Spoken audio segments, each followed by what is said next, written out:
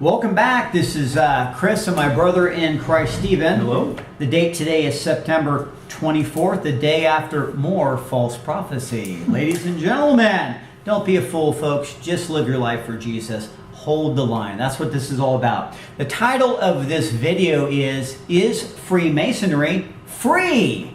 Yes, good question, because possibly it could cost you a great price. Even your salvation, ladies and gentlemen, if you're trying to earn your salvation and you haven't accepted the free gift. Now, what a lot of times the supporters will do of Freemasonry, they'll try to downplay, especially a book by Albert Pike called Morals and Dogma.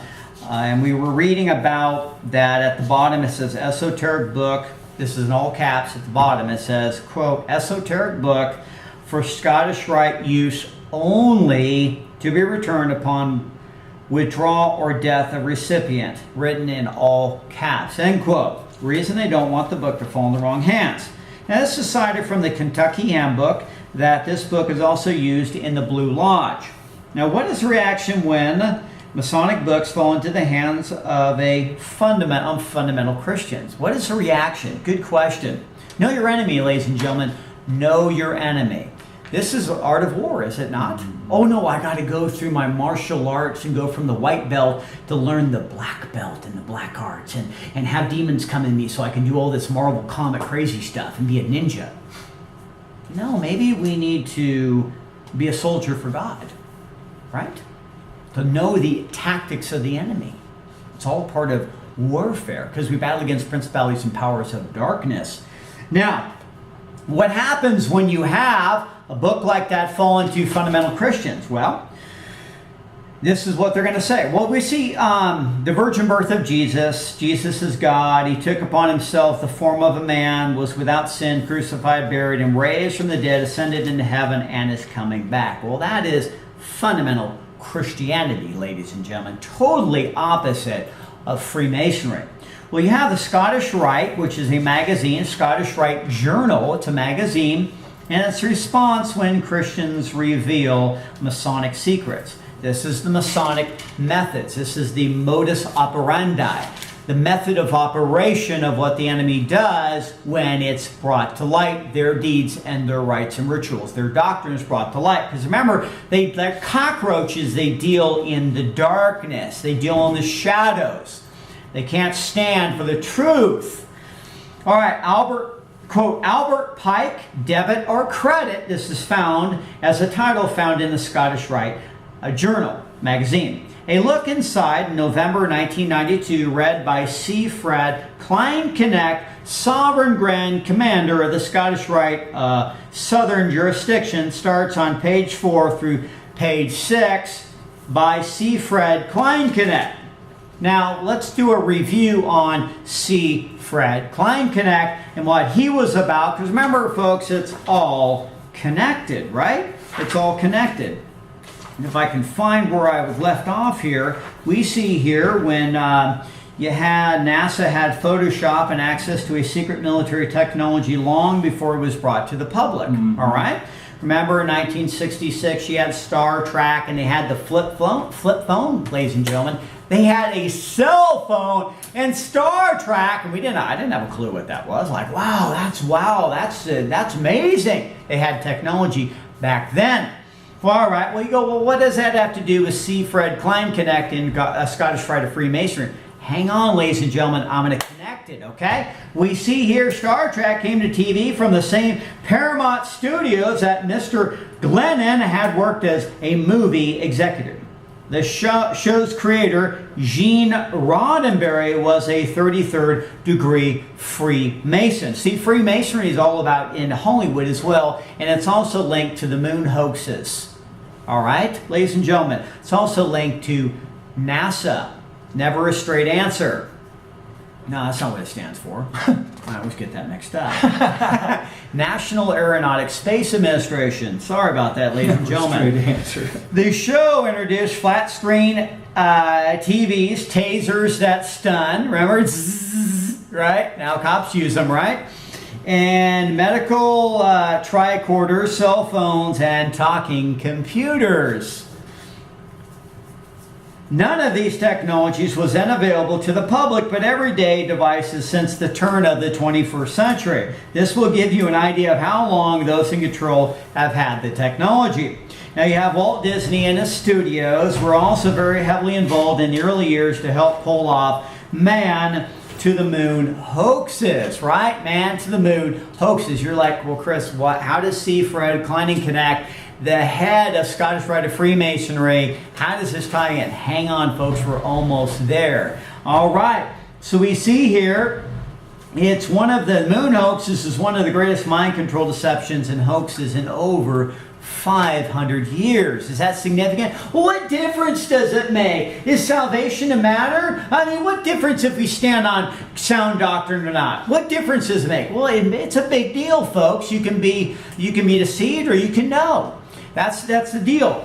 Now, while Werner von Braun, right, wasn't he part of the Nazi party, the SS, that came over here in Operation Paperclip, started up the Saturn rocket program at NASA in 1958. He was also being used by Walt Disney, the Priory of Zion, to begin selling and promotion of space exploration through TV programming. TV mind control, ladies and gentlemen. Well, Mr. C. Fred Kleinknecht was head and chief administrator at NASA, ladies and gentlemen, at the time of the Apollo named after the Greek sun god Apollo, Apollyon, mentioned in, I believe, Revelation 9:11. Revelation 9:11. Stephen's going to check this. You know, folks, we're here to learn. We're students of the Bible. That's the only thing we can claim. The more we know, the less we know. Revelation 9:11. Ladies and gentlemen. Revelation 9:11. And they had a king over them, which is the angel of the bottomless pit, whose name in Hebrew tongue is Abaddon, or a bad one. Hebrew tongue is Abaddon, but in Greek tongue his name is Apollyon. Apollyon, or Apollo. Yeah, Greek paganism. Ladies and gentlemen, this is who they worship. They worship the god of this world, Satan, and in many clever disguises, many different names, but it goes back to the same source. The source is evil, rebellion against the creator of heaven and earth, the uncreated, rebellion against God. Well, Mr. C. Fred Kleinknecht was head and chief administrator at NASA at the time of the Apollo space program. After he completed running the first Apollo missions, he resigned and was immediately named, transferred, promoted, rewarded. Where did he go? You guessed it, the sovereign grand commander of the Council of the 33rd degree of the ancient and accepted Scottish Rite of Freemasonry of the southern jurisdiction located in the heart of, you guessed it, Washington, D.C. And I believe, if I'm correct, it's 13 blocks north of the White House, where they had Albert Pike transferred and buried there.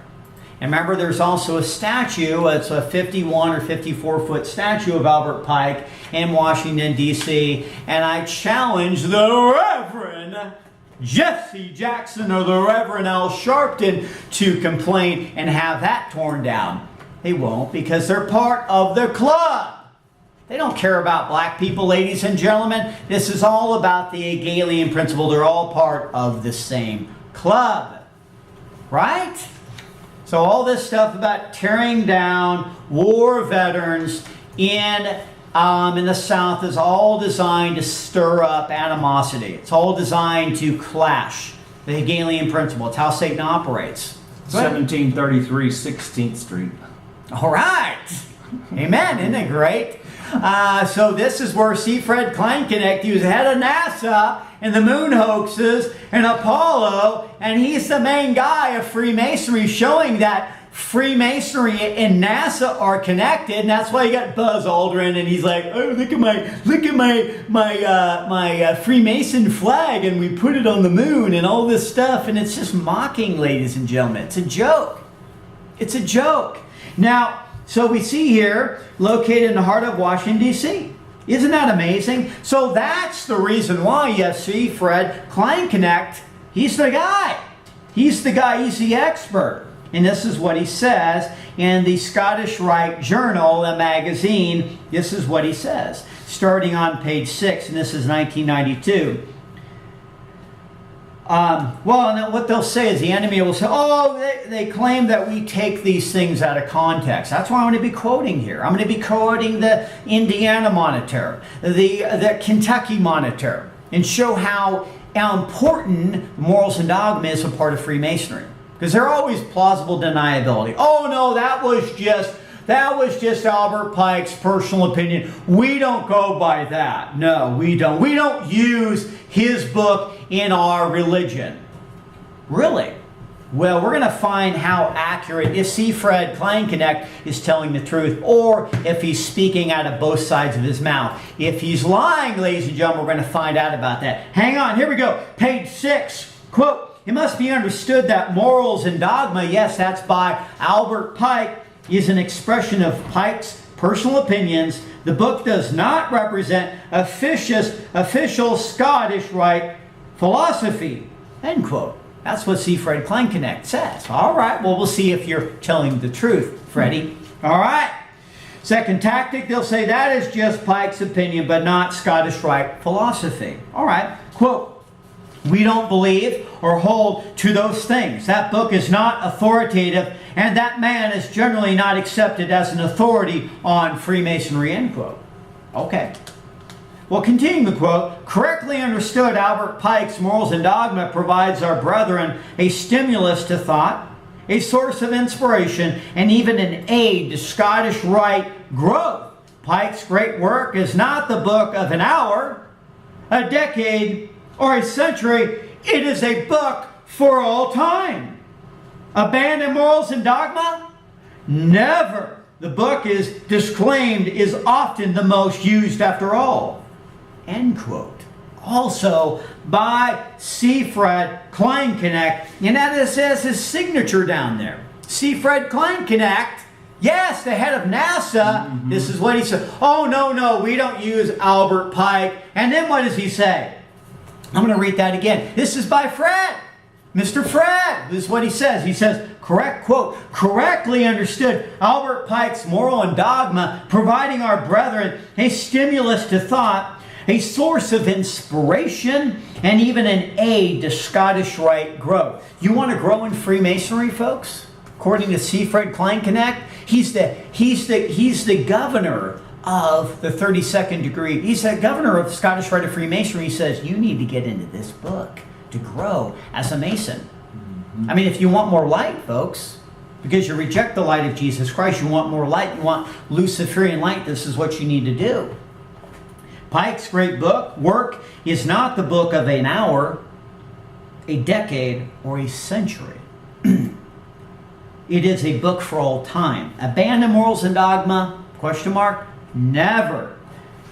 The book disclaimed is often the most used after all. Signature of C. Fred Kleinknecht. So Fred is talking out of both sides of his mouth. The Scottish Rite will never abandon the book Morals and Dogma. This was published by the authority of the 32nd degree. Notice the symbol next to Fred's signature. Now, if you can see up here, Stephen, can I see that? So you have C. Fred Kleinknecht. Yeah, we have a real small, but yeah, it is. But you have the symbol right here. This is the symbol of Baphomet. Can they see that? Yep. All right. That's a symbol of Baphomet, Supreme Grand Commander. We have a big budget here, folks, as you can see. Now, same symbol he wears on his headpiece, known as the signet of Baphomet. Now, Baphomet is what? That's that goat deity that has the horns, and then it has on the forehead, it has the pentagram, right where the third eye is, and then he has one arm going up like this, and one arm going out, as above so below, and then he has the phallic symbol, and the snakes intertwining, and it's a hermaphrodite. I think it's hermaphrodite's the correct term. And he crosses legs and has the moon symbol down here, and within that, hermaphrodite has both. Both. They have both. Thank you, thank you. But that's what you're dealing with this goat being. It's hermaphrodite, so it can be male or female. And that's what I was trying to say. Yeah. Male and female, so it can be male or female. That's how Satan operates. Understanding this, you want martial arts, folks? This is martial arts. Understanding the enemy tactic. How many Christians don't even understand how Satan operates? They go, well, we just need love, we need to forgive everyone, and that's how it is. Well, folks, we need to expose the doctrines of Satan. We need not to be lukewarm, we need to be on fire for God. All right, and that's where you have the goat symbol in the pentagram found with a circle around it, found in the Kabbalah. Remember that Albert Pike talked about Freemasonry is founded upon the Kabbalah. The Kabbalah, ladies and gentlemen, and the Talmud. And that goes back to Phariseeism. Remember, Jesus Christ was condemning Phariseeism?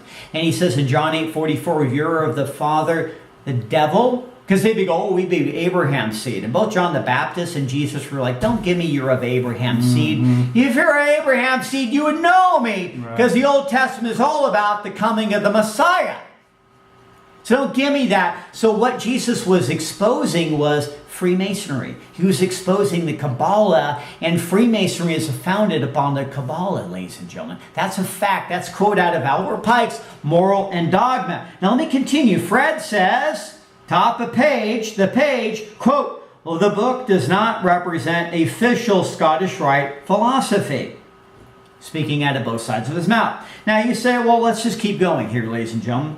Quote, A Bridge to Light, end quote, by Rex R. Hutchins, 32nd degree, K.C.C.H. That says qualifications. I don't know what that stands for. Scottish Rite emblem of birds. Forward by, yes, C. Fred Kleinknecht, 33rd degree, Sovereign Grand Commander. So he's doing a preface or an introduction to A Bridge to Light by Rex R. Hutchins, who's 32nd degree Freemason. All caps, the Supreme Council, 33rd degree, ancient and accepted Scottish Rite of Freemasonry, Southern Jurisdiction, United States of America, 1988. Forward. Fred writes, quote, the apex of our teachings has been the rituals of our degrees and morals and dogma written by our beloved sovereign Grand Commander Albert Pike, end quote. So this is official publication by the Scottish Rite of Freemasonry. The stamp of approval is by C. Fred Kleinknecht, who's the lead dude. He's the main guy. And what is he saying? He's saying morals and dogma by our beloved sovereign Grand Commander Albert Pike. So he's actually saying that Albert Pike is really their Grand Commander. Fred is lying? Question mark? Yes, he is, folks. Now, what do we know? Well, number one, the Masonic Lodge is not a social organization. Number two, the Masonic Lodge has a plan of salvation. Number three, the Masonic Lodge has a secret doctrine. Shh. Right? Secret. Number four, we cannot understand Masonry without understanding the secret doctrine. What is the Masonic plan of salvation, and how does it tie into the secret doctrine, ladies and gentlemen? We learned from the Indiana Monitor that the legend of the third degree and significance of the lost word. The lost word and the rediscovery of it is a central theme. The setting of the legend, the building of Solomon's temple just before completion. For working on the temple, the workmen are to receive the secrets of a master mason, which will entitle them to the wages of a master. Remember, it's becoming a master. Oh, master, teach us the secrets. Master your own life, yeah. So that we can fly through air and be this God. We can do these supernatural things. We can have our own solar system. Yes, we can have our own solar system. Right? We can become our own God, and populate. That's what Jehovah's Witness and Mormonism is all about. Wow. Scientology, folks, are all connected. At the very end, at the very center of the pie, ladies and gentlemen, they might fight amongst each other at the bottom of the pyramid, but at the very end, it's all controlled by the God of this world. During the third degree, each man is required to betray Hiram Abiff, their Messiah, representing Osiris, right? And that's why they have the phallic symbols or the obelisks all over, which is clear connection. It's connected to Freemasonry. Hiram is accosted by three ruffians, Jubala, Jubalo, and Jubalum, demanding that he reveal the secrets of a master mason. Hiram is a righteous individual and will not reveal the secrets until the proper time and place, and then only in the presence of Hiram, the king of Tyre, and Solomon, king of Israel. The first ruffian fails to get the word from the Hiram Abiff. The second ruffian demands the word or he will take his life in a moment. The third ruffian actually takes the life of Hiram. He is unjustly murdered. Yes, he was pure, right? He was perfect, and he died. Interesting. Yeah. Kind of a counterfeit to Jesus Christ. Yeah. And then 3 days later? Yes. When he died, the word was lost. The word. Well, who's the word? Who's the word? Jesus the Christ, right? Because it could not be mentioned unless in a presence of Hiram, king of Tyre, and Solomon, king of Israel. Hiram is then buried when the grave is located and the body confirmed to be the Grand Master Hiram Abiff. King Solomon, portrayed by the worshipful master, King Solomon as a worshipful master, declares that the master's word has been lost. He declares that the first word mentioned as the body is raised will be adopted for the regulation of the master's lodge until future generations find the right word. Now notice that probably if you want to say the Star of David, it'd be more like, now David's already dead and buried, all right? But Solomon, to build the temples, right? What was it? He used demons. He bound demons. Yeah, That's why they're really big into finding Solomon, because when you're dealing with witchcraft, you have the pentagram with a circle in there. And he had a ring. And a ring. The Lord of the Rings, right? All of this is the occult and witchcraft. And when you're dealing with witchcraft, you're dealing with binding and loosing. All right, and that's why you have the pentagram and you stand in the center, because if you're messing around with stuff, you have demons that can knock you across the room. They could put their hand through you and tear out your heart. That's how powerful it is. So you have to protect yourself. That's why you have the black and white magic and all this stuff, folks. So go ahead, my brother. Yeah, in Morals and Dogma by Albert Pike, I just want to read just a little paragraph right here that kind of lets you know what his thought process says. To find in the blazing star of 5 points an allusion to divine providence is also fanciful, and to make it commemorative of the star that is said to have guided the Magi is to give it a meaning comparatively modern. Originally it represented Sirius, or the dog star, the forerunner of the indulation of the Nile, the god Anubis, companion of Isis in her search for the body of Osiris, her brother and husband. Then it became the image of Horus, the son of Osiris, himself symbolized by the sun, the author of the seasons and the god of time, son of Isis, who was the universal nature, himself the primitive matter, inexhaustible source of life, spark of uncreated fire, universal seed of all beings. It was Hermes, also the master of learning, whose name in Greek is the god of Mercury. It became the sacred and potent sign or character of the Magi, the Pentalapha, and the significant emblem of the liberty and freedom, blazing with a steady radiance amid the weltering elements of good and evil of revolutions, and promising serene skies and fertile seasons to the nations after the storms of change and tumult. See, he was a Luciferian, and he was an educated man, and he knew what this was all about. Yes. That's what he knew. And you got people go, well, there's Christian Freemasonry, folks. You're delusional, ladies and gentlemen. He's talking deep. He knows. Yeah. He knows what's going on. He's the source, ladies and gentlemen. And that's why C. Fred Kleinknecht considers Albert Pike his sovereign. Mm-hmm. He was his master. Yeah. And everyone, part of that is yoked to that, ladies and gentlemen, and that is the Eastern Star. And that's exactly what Christians today do, an Eastern Star. Isn't it funny that a lot of times you find some of the most educated people are some of the ones that actually don't believe in God. Yes. Yes. And it's because a lot of times I believe because they're put on a pedestal. They're made to, oh, you're the greatest, you're this, you're that. Right, exactly.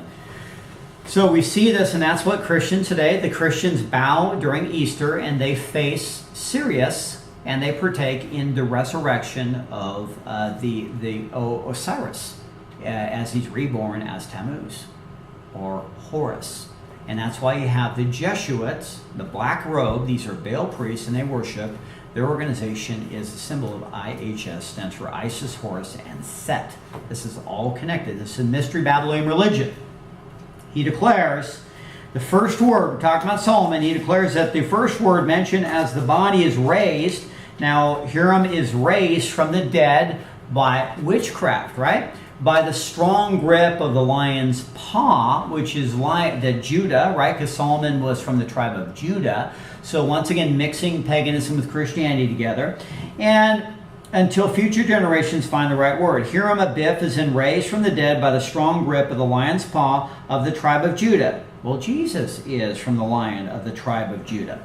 And the first word spoken by Hiram Abiff after being raised from the dead was Ma-Habon.